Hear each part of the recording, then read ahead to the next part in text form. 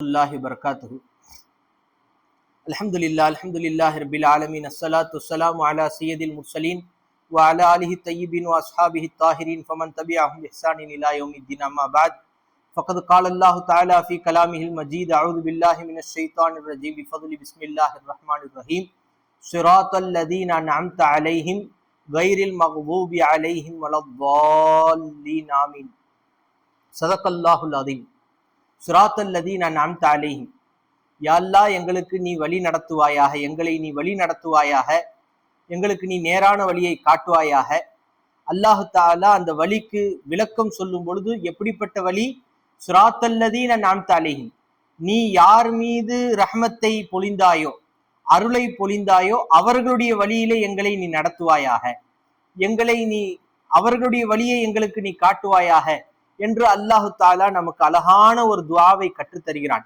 இந்த சூரத்துல் ஃபாத்திஹாவிலே ஆரம்பத்திலிருந்து அல்ஹம்துலில்லாஹி ரப்பில் ஆலமீன், அர் ரஹ்மானிர் ரஹீம், மாலிகி யௌமித்தீன், இய்யாக நஅபுது வ இய்யாக நஸ்தஈன், இதுவரைக்கும் அல்லாஹுடைய புகழையே உணர்த்தி கொண்டிருக்கக்கூடிய இந்த சூறாவிலே அல்லாஹ் ரப்புல் இஸ்ஸத் கடைசி இந்த 3 வசனங்களிலே அல்லாஹு தாலா நமக்கு அழகான ஒரு துஆவை கற்றுத் தருகிறான். இந்த துஆவின் மூலமாக நாம் நம்மை சீர்படுத்திக் கொள்ளலாம், நாம் நம்மை அழகான வழியிலே நம்மை அமைத்துக் கொள்ளலாம் என்றெல்லாம் நமக்கு நல்லோர்கள் நல்லடியார்கள் நமக்கு காட்டுகிறார்கள். சிராத்தல் லதீன அன்அம்த அலைஹிம், நீ யார் மீது கிருபை பொழிகிறாயோ, அருளை பொழிகிறாயோ, அவர்களுடைய வழி. அது எந்த வழி என்பதை அல்லாஹு தஆலா மற்றொரு வசனத்திலே சொல்லி காட்டுகிறான். யாரெல்லாம் அல்லாஹுடைய கிருபைக்கு சொந்தக்காரர்கள், அருளுக்கு சொந்தக்காரர்கள்? முதலாவது சித்திகீன்கள், அல்லாஹுடைய அருளுக்கு சொந்தக்காரர்கள். நபிமார்கள், அல்லாஹுடைய அருளுக்கு சொந்தக்காரர்கள். சாலிஹீன்கள், அல்லாஹுடைய அருளுக்கு சொந்தக்காரர்கள் என்றெல்லாம் நாம் மற்றொரு ஆயத்திலே நாம் பார்க்கிறோம். அவர்களுடைய வழியை நீ எங்களுக்கு காட்டிய அல்லாஹ், மினன் நபியீன வஸ்ஸித்தீகீன வஸ்ஸுஹதாஇ வஸ்ஸாலிஹீன், அவர்களுடைய வழியை எங்களுக்கு காட்டல்லா, அவர்களுடைய வழியிலே நீ எங்களை செலுத்திய அல்லாஹ். அபூபக்கர் நாயகம் எந்த வழியிலே சென்றார்களோ அதே வழியிலே எங்களை நடத்தாட்டிய அல்லாஹ். உமர் நாயகம் எங்களை எந்த வழியிலே நடந்தார்களோ அதே வழியிலே எங்களை நடத்தாட்டிய அல்லாஹ். ஹஜ்ரத் அலி ரலியல்லாஹு தஆலா அன்ஹு எந்த வழியிலே நடந்தார்களோ அதே வழியிலே எங்களை நடத்தாட்டிய அல்லாஹ் என்றெல்லாம் அல்லாஹு தஆலா நபிமார்களுடைய, சஹாபாக்களுடைய, இறைநேசர்களுடைய வழியை நமக்கு கேட்க சொல்கிறான் என்று சொன்னால் அவர்களுடைய வாழ்வு எந்த அளவுக்கு சிறந்ததாக இருக்கும் என்பதை நாம் சற்று சிந்தித்து பார்க்க வேண்டும். இதுதான் மிக உயர்ந்த நிஅமத்தாக இருக்கிறது. என்ன? ஹியல் ஹிதாயத், நேரான வழி முதலாவது. இரண்டாவது அத்தௌஃபீகுலில் ஈமான், ஈமானுக்கு அல்லாஹு தஆலா நமக்கு தௌஃபீக்கை கொடுத்தானே, நம்மை முஃமினாக ஆக்கினானே, அது நமக்கு அல்லாஹ் செய்த மிகப்பெரிய கிருபையாக இருக்கிறது. சுபாத்து அல் இஸ்திகாமா, நம்மை அந்த ஈமானிலேயே தரிப்பாடாக வைத்திருக்கிறானே, அது மிகப்பெரிய கிருபையாக இருக்கிறது. தாஅத்துல்லாஹி வ ரசூலிஹி, அல்லாஹுக்கும் ரசூலுக்கும் வழிபடுவது மிகப்பெரிய கிருபையாக இருக்கிறது. இதிலே முக்கம்மலானவர்கள், பரிபூரண பெற்றவர்கள் நபிமார்களாக இருக்கிறார்கள், சித்திகீன்களாக இருக்கிறார்கள், சுஹதாக்களாக இருக்கிறார்கள், சாலிஹீன்களாக இருக்கிறார்கள். எனவே தான் அந்த அல்லாஹுக்கு வழிபடுவதிலே, ரசூலுக்கு வழிபடுவதிலே, அந்த ஈமானிலே முக்கம்மல் பரிபூரண தன்மையை பெற்றதிலே இவர்கள் எல்லாம் உயர்ந்து இருப்பதின் காரணத்தினால் அல்லாஹு தஆலா அவர்கள் சென்ற வழியை நம்மையும் கேட்டு பெறுமாறு அல்லாஹு தஆலா நம்மை வற்புறுத்துகிறான் என்று சொன்னால் நாம் ஒவ்வொரு ரகாத்திலும் அவர்களை சிந்தித்து நாம் கேட்டுக்கொண்டே இருக்க வேண்டும். அல்லாஹு தஆலா தன்னுடைய நல்லடியார்களை இந்த ஆயத்திலே மிகைப்புப்படுத்தி பேசுகிறான். மேலும் சொன்னார்கள், அந்த அபூபக்கர் நாயகத்துடைய சித்திகீன்களுக்கெல்லாம் தலைவர் ஹஜ்ரத் அபூபக்கர் ரலியல்லாஹு தஆலா அன்ஹு அவர்களாகத்தான் இருக்கிறார்கள். அவர்களுடைய பாதையை அல்லாஹு தஆலா நம்மை கேட்க சொல்கிறான் என்று முஃபஸ்ஸிரீன்கள் நமக்கு ஞாபகப்படுத்துகிறார்கள். இந்த சிராத்தல் லதீன அன்அம்த அலைஹிம் என்பது ஒரு ஆயத்து, கைரில் மக்தூபி அலைஹிம் என்பது ஒரு ஆயத்தாக இமாம் அபூ ஹனீஃபா ரஹ்மத்துல்லாஹி அலைஹி அவர்களிடம் இருக்கிறது.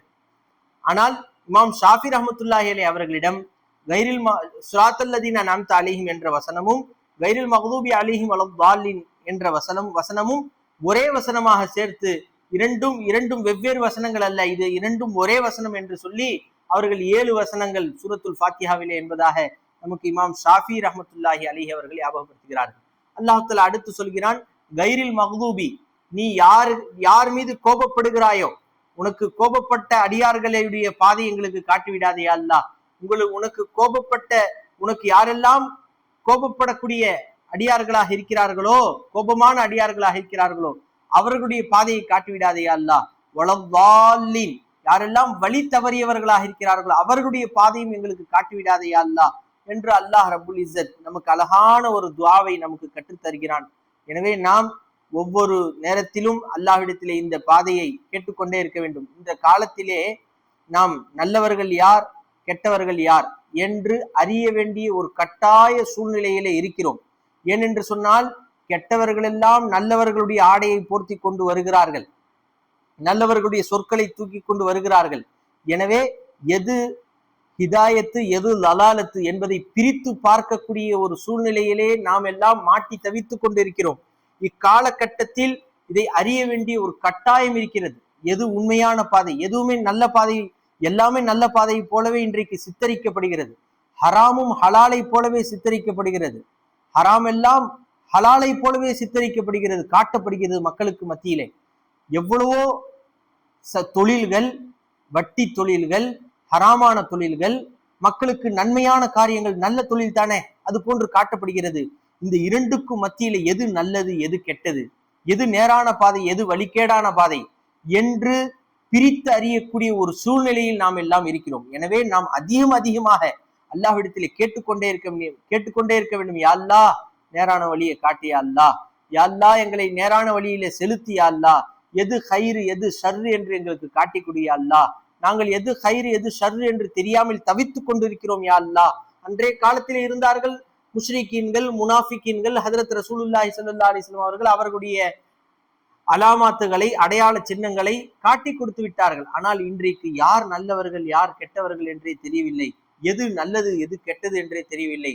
நல்லது என்று இது கெட்டது என்று சொன்னாலும் அதை அவர்கள் நல்லது என்று சொல்லி அதை நம்மிடத்திலே புகுத்தி விடுகிறார்கள். இன்றைய சூழ்நிலையை நாம் பார்க்கிறோம். அந்த மக்தூப் கல்ப், அல்லாஹுக்கு கோபம் வருவது என்பது என்ன? அல்லாஹுக்கு கோபம் வருமா? அல்லாஹ் ஒரு அடியானின் மீது கோபப்படுகிறான் என்று சொன்னால் என்ன?